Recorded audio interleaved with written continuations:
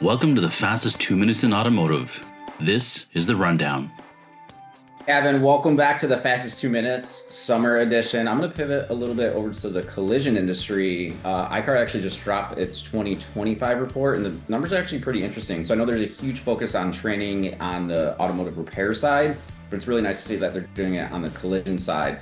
So a few numbers that had jumped out to me. There's over 10,000 gold class shops now. It's over a 7% year-over-year increase.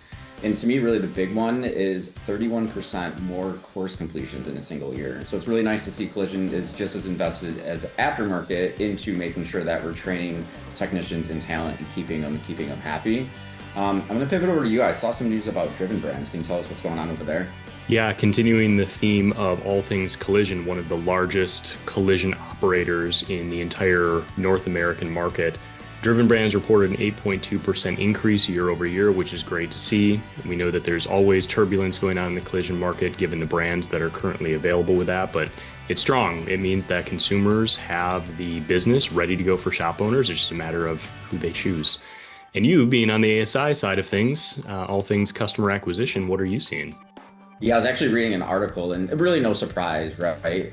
It was titled "Your Next Customer is Already Judging You Online." So we're at the point where more than 70% of customers are now expecting things like online scheduling, digital communication, DDIs, transparency, and service options.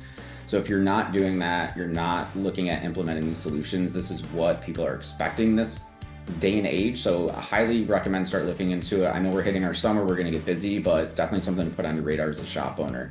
And then Kevin, let's pop over to Feel Good.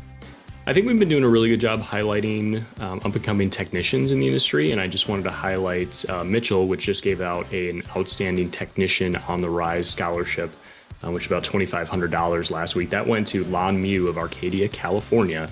So as much as we like to talk about technician issues and filling the pipeline, here's a great example of somebody who is putting their best foot forward. Thanks, everybody, and we'll see you in the next rundown.